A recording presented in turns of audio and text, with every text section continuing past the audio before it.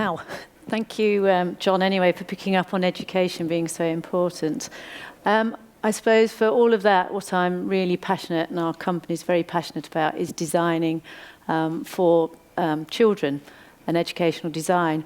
And we think the whole learning environment is absolutely critical to their health and well-being. And I think it's points already made very well. We've probably, over the last, certainly in the UK, where most of our schools work has been in the last 10 years, whilst our government's had major sort of building projects underway, completed over 100 schools, and that's from nurseries to secondary school, primary schools, and also for special needs. So from that, maybe I don't want to be too technical today, but we'll give you a few of the key drivers that we think are important, and also some case studies that perhaps illustrate why we think the learning environment's absolutely critical. It's lovely to be in a building like this today where we're not in a darkened hall and all going sleepy and everything else, and how essential daylight is. Oh, going to fit. The Pantheon in Rome, an interesting building, because actually one thing we have learnt over the years is it's not all about just blasting light to the maximum everywhere. It's actually about how you control it. Is that me? To give the best quality of environment. And I think daylight is free, so why don't we use it? It's one of the easily accessible resources we've got. We started to do quite a lot of work in Africa and the Middle East. Slightly different pressures on us to control that daylight, but again, the quality and how you use it is essential and can provide some fantastic environments. And also we look at spaces and how we can get the lighting to actually give the best possible quality. So in a minute I'll just go on to how the task lighting works. Again, I think it's already been said that it reduces the cost, it's really good for the environment, it reduces our CO2 emissions, and it's about quality, it's not always about quantity. Some very technical drawings here.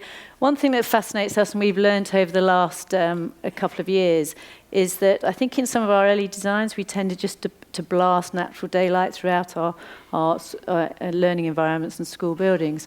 But actually what you realise is that the eye is a very adaptable organ of the body, and actually if you want to focus on something, what you need is really good quality light at that central point you're looking at.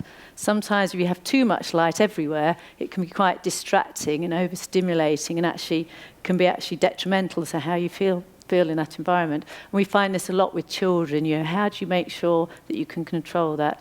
This is quite tricky for us sometimes because a lot of the guidance and regulations is all about having a standard quality daylight factor throughout all the classrooms or teaching spaces. What we're saying is that's actually not quite as simple as that. It's slightly more complicated. The other thing we feel quite strongly about, and it's great to see you all here today, and obviously a great subject, is it is about being working with other people, being collaborative with our design teams. We love working with great engineers, great educationalists, other people who can actually push the boundaries a bit. So we don't just accept that we have to do, what it's said in the guidance. Actually, we can be a little bit more pushing the boundaries and use all that knowledge, experience, some of the research that's out there to try and produce some of the best quality spaces.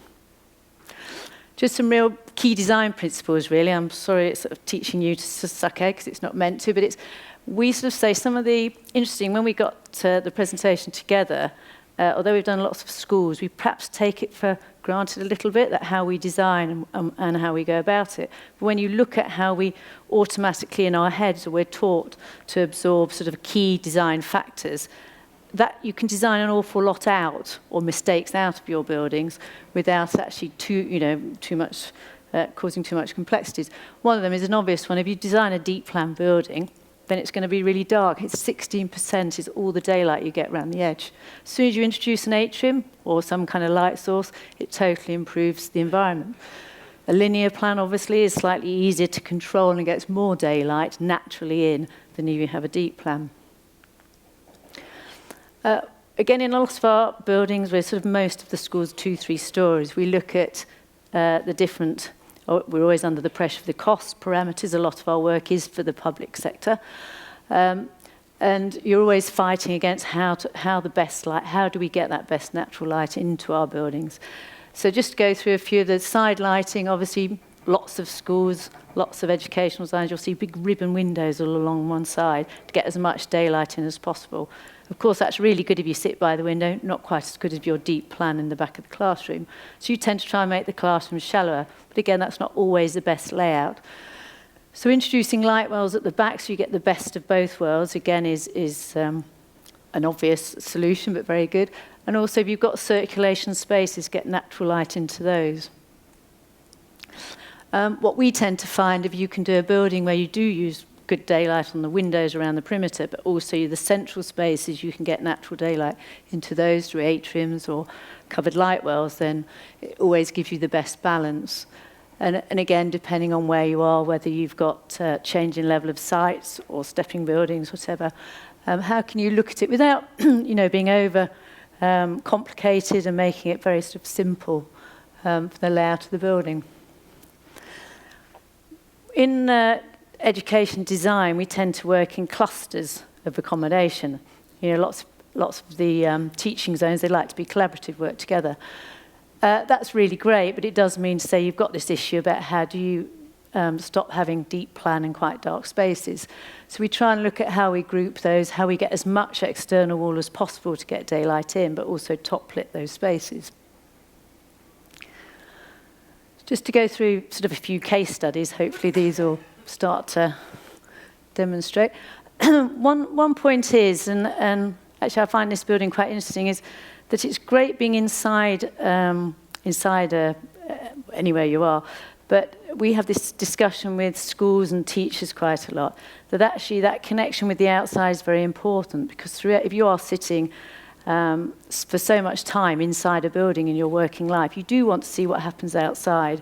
And you want to know if the sun is shining or it's raining or what's happening. And I think sometimes we forget how important that is to our sort of well-being and thoughts. You can only concentrate for a certain length of time. I mean, we're not robots, we are human. And so actually having that connection to the outside space, being able to access it easily and use it. In our case, we think every space should be a learning space, so that external space is critical as well. In the UK, unlike today, we're often having to provide covered areas from rain. I know a lot of our designs in the Middle East at the moment, we think it's really important to get children outside. Again, you're in very hot climates, so how do you provide that with the right shading and the right quality so they can be able to access it? It's talked about the cluster designs and the atriums. We do find that this does give some of the best quality spaces. The large open space then, it has what I call a bubble roof.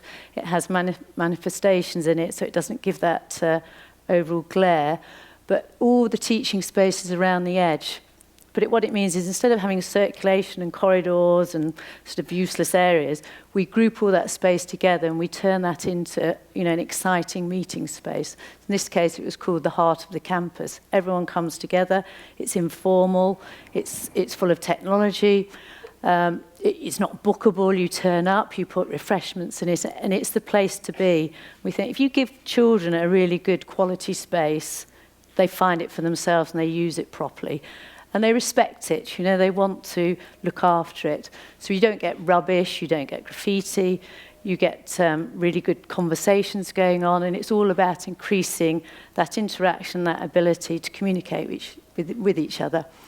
Which, if you think about those, I don't know which schools you went to, but those darker schools, small corridors, round the corners where you could hide, that's what we need to drive out and not design into it anymore.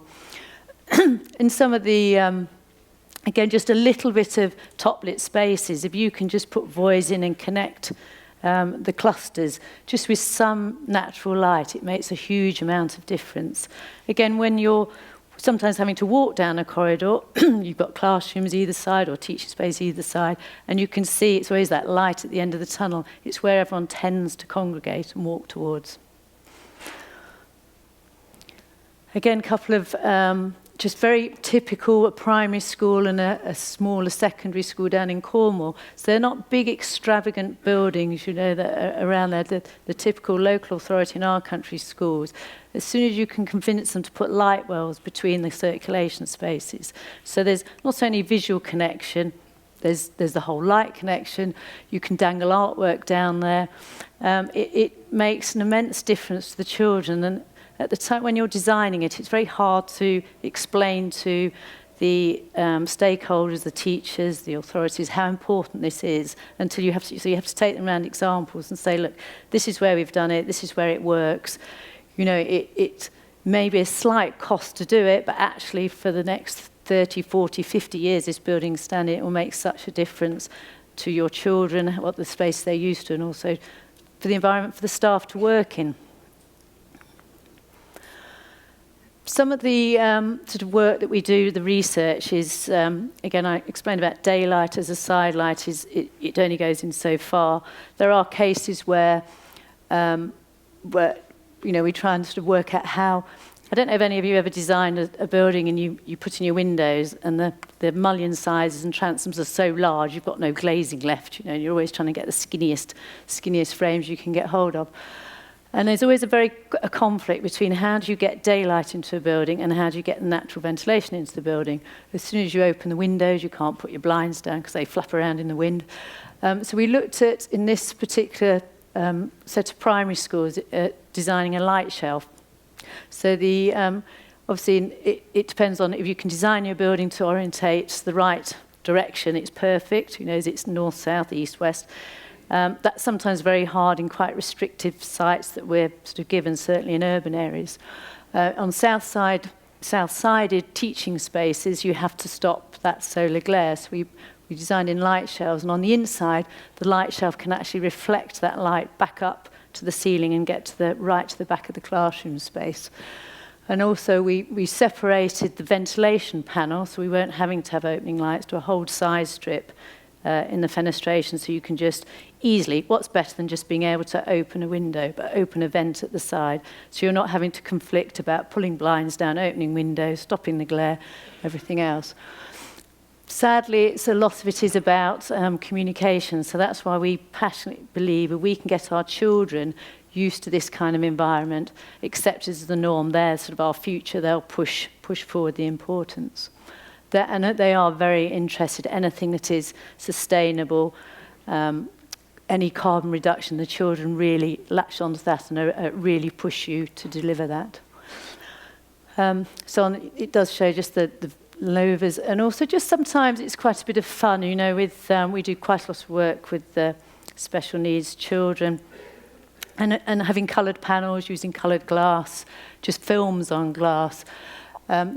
One on the campus that we did down in Plymouth, we actually did all the windows, fenestration were very horizontal windows, so rather than ribbon windows, they were right down to the floor.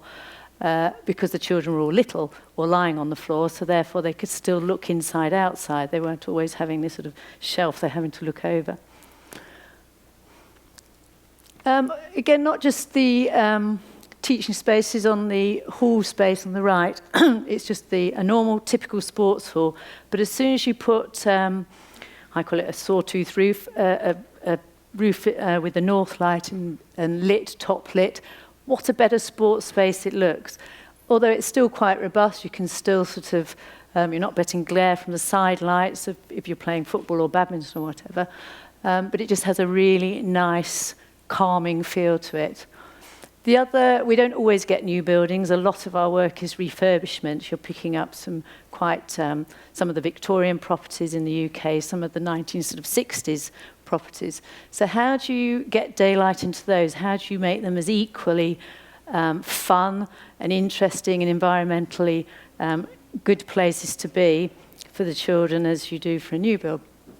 So these, the one in the middle actually is an old Victorian building in London, where we just extended slightly on the rear and again put a lot of top lights into the dark spaces.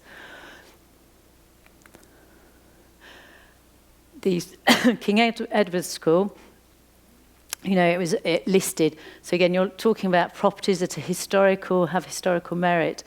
And sometimes don't fight against it. It's like the Pantheon I showed you at the beginning. If you've got a really nice, calming space that's got sort of a certain amount of subtle lighting, don't try and blast lighting in there if that was never the intention when the original architect designed it. Just put in good task artificial lighting. So use it to get the point of, you know, visibility over where you want to do your notepads and writing, rather than try and give this overall lighting, and task lighting on the lower floor to the little tables and seating area.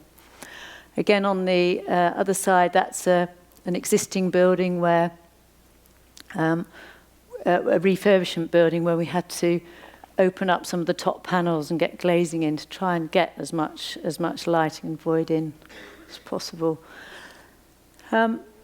Just to sort of sum up, I explained some of our work is with special educational needs children, and they are the most vulnerable. They are definitely, when you're working with them, we have to really consider the quality of space you're giving them and that whole daylight and how important it is not to overstimulate them. Quite a few of them have visual impairments, so any way that you can help them be able to access easily around the buildings, have visual access to the outside. As I say, they have disabilities, they have to lie on the floor on beanbags and cushions, then what better way than to have, it sounds really obvious to me, but have glazing down to the floor so they can look out. And it's amazing how many spaces you walk into where these children are that don't have that kind of quality. And also a lot of the autistic children, you've got to stimulate their senses in the right way. So using the natural lighting, but using coloured films and colours, that's the way in the right times of the day. I mean, you don't want to do it all the time. We work quite closely with the staff and the educationalists of how we can give them those environments, how we can introduce that, so they love the spaces they go into. They want to be part of it. They want to be with the other children, and they want to get involved in those spaces. So thank you very much for that, and I hope you have an excellent conference. Thank you very much.